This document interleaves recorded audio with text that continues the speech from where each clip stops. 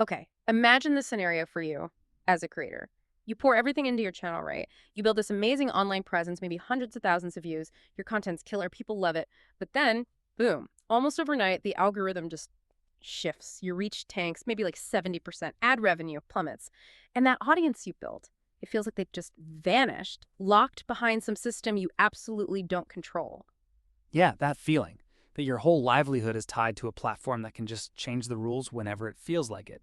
That's exactly why, in this deep dive we've put together for you, we're looking at a big strategic shift, a way for you to, reclaim some ownership, unlock real, predictable revenue. We're talking about the newsletter strategy, and we're going to explore just how huge this potential really is, even for like super successful creators. Why so many might be overlooking a serious revenue stream. We'll even look at the potential for a channel like Dion Bucky Sanders Jr.'s Well Off Media. Could they really generate over $1 million a year from this? It's a fantastic lens, actually.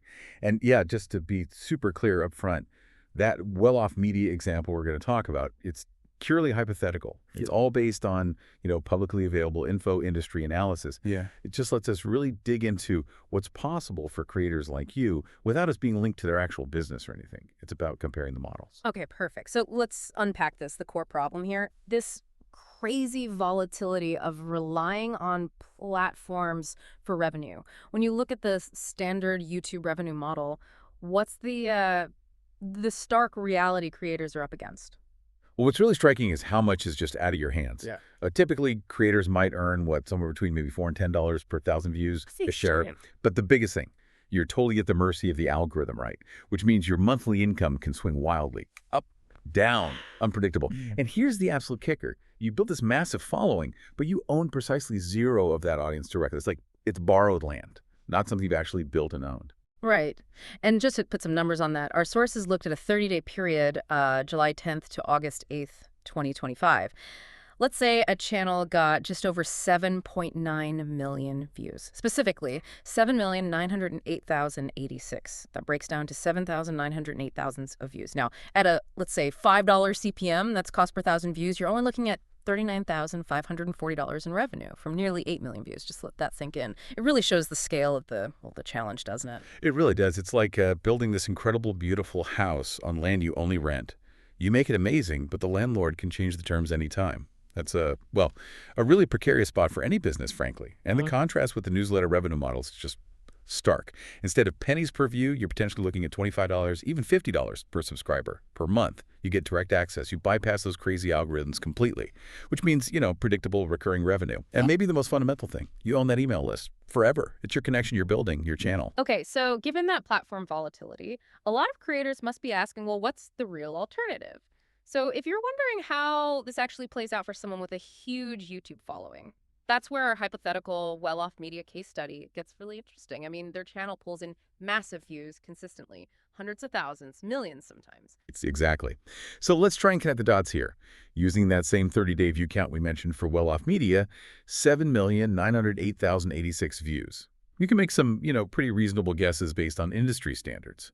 Let's say maybe an estimated engagement rate of 10%. That's likes plus comments divided by views, pretty standard. And then let's be conservative, say a 3% click-through rate for people actually signing up for a newsletter from, like a link in the description or an end screen.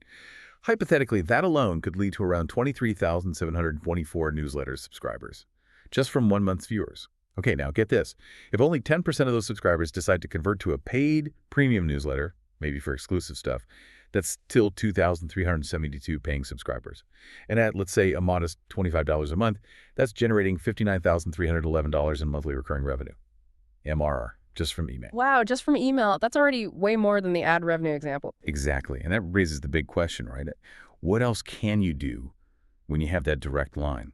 It's not just about premium subs. Those are great, maybe $25, $50 a month for, exclusive Coach Prime content in their case. But a newsletter also unlocks huge corporate sponsorships.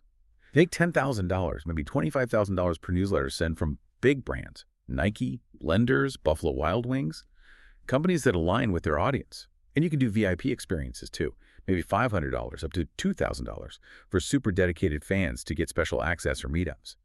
You can integrate merchandise sales directly in the emails. Conversion rates are typically much higher there. Plus, affiliate partnerships, recommending products authentically. That converts really well through email too. YouTube, just by its structure, it can't offer that same kind of multi-layered revenue potential. When you lay it out like that, yeah, it's not just tweaking things, it's a completely different way of thinking about the business. And there's a real urgency to this shift, isn't there? What's the biggest mental block or hurdle creators hit when they think about doing this? I think, honestly, the biggest misconception is maybe underestimating how loyal their core audience actually is. Even incredibly successful creators like Well Off Media, I mean, they have this amazing, unique access to Coach Prime that nobody else has, right? Millions in media exposure already generated. But they're still vulnerable because the platforms ultimately control who sees their stuff. Building a newsletter, yeah, it takes consistent effort, absolutely. But the payoff is that control, that predictability. This isn't just a minor tweak for them or someone like them. It represents a really massive strategic opportunity, an opportunity to build a lasting asset. And yeah, this isn't just some abstract theory, is it? We've got solid proof points, real success stories you should know about, showing this is actually the new creator economy happening right now. I mean, look at Morning Brew. Started as a simple newsletter, right? Sold for a mind-blowing $75 million. Or The Athletic. Their whole model is built on newsletter-driven subscriptions. They sold to the New York Times for $550 million. And even in niche markets, like crypto, the Milk Road, another newsletter first play, sold for somewhere between $4 and $7 million. Yeah, exactly. These are not just random outliers. Yeah. This is becoming the blueprint for building sustainable, really valuable media businesses today. So, okay, let's bring this right back to you, the listener. What does this all mean for you? It's actually time for a really simple calculation. We call it newsletter potential. Takes maybe 5 minutes, but honestly, it could change how you think about your finances. First, how many followers do you have? Add them up across all your platforms. Second, what percentage are your most engaged fans? The diehards. Typically, it's maybe 10%, 15%. Be honest with yourself. Third, take that number of engaged fans and multiply it by, say, $25 a month. That's your potential monthly newsletter revenue. And finally, step 4, multiply that monthly number by 12. That's your potential annual revenue just from a premium newsletter. When you actually run those numbers, it can be pretty shocking, right? It often shows this huge untapped potential that creators are just leaving on the table. It's kind of amazing how many creators are basically sitting on a potential gold mine and maybe don't even realize it just because they haven't made this one strategic shift. And critically, there's a real-time element here. This newsletter boom, it's happening right now. That window, it won't stay wide open forever. Morning Brew got that huge $75 million exit partly because they were early movers. The Athletic built a $550 million business because they moved fast and built that direct relationship. So if you're still thinking newsletters are just email, you are seriously missing the revolution happening under your nose. These aren't your grandma's email blast, They are direct, high-value pipelines to your biggest fans. The ones willing to pay premium prices for exclusive access, for insights, for community. This strategy, as our Well Off Media hypothetical shows, it really works at scale. Okay, so the financial side is clear. Huge potential. But then the question becomes, how do you even start creating content that people will pay $25, $50 a month for? Now, we're going to dive much deeper into specific content strategies tomorrow. But the key thing to grasp now is that your most engaged fans, they value access and insight that platforms just, well, they can't really provide in the same way. So speaking of Well Off Media again, definitely want to join us tomorrow. We're tackling what we call the behind content strategy.